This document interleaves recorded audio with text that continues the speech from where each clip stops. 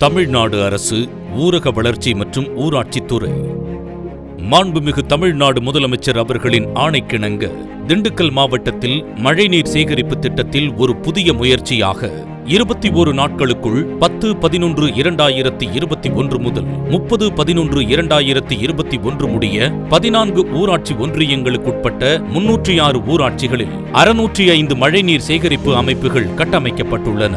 இந்நிகழ்வு 4 நிறுவனங்களால் உலக சாதனையாக அங்கீகரிக்கப்பட்டுள்ளது. அமைக்கப்பட்டுள்ள ஒவ்வொரு மழைநீர் சேகரிப்பு கட்டமைப்புகளும் கட்டிட மேற்கூரைகளின் அளவினை பொறுத்து 9,000 லிட்டர் முதல் 18,000 லிட்டர் வரை மழைநீர் சேகரிக்கும் விதமாக அமைக்கப்பட்டது. சேமித்த மழைநீரை உடனடியாக பயன்படுத்தும் விதத்தில் மோட்டார் மூலம் மேல்நிலை தொட்டிக்கு நீர் ஏற்றி பள்ளி மாணவர்களின் பயன்பாட்டிற்கு உபயோகப்படுத்தப்படுகிறது. அதிக மழையினால் வெளியேறும் நீரையும் நிலத்தில் உள்ள கிணறு, போர்வெல், மழைநீர் வடிகால் தொட்டிகளில் சேரும் விதமாக அமைக்கப்பட்டுள்ளது. இதன் மூலம் நிலத்தடி நீர்மட்டம் உயர்ந்துள்ளது.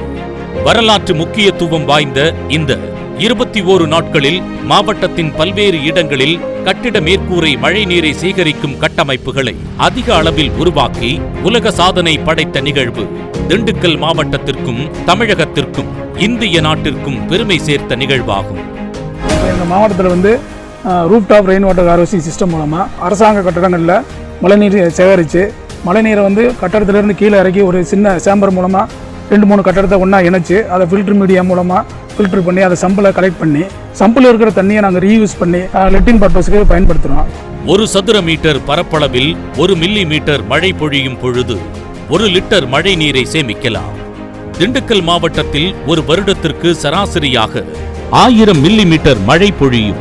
அதன் அடிப்படையில் மாவட்டம் முழுவதும் மழைநீர் சேகரிப்பு அமைப்புகள் அமைக்கப்பட்டுள்ள 605 இடங்களில் உள்ள 1115 கட்டடங்களின் மொத்த பரப்பளவு 1,03,034 சதுர மீட்டர் ஆகும்.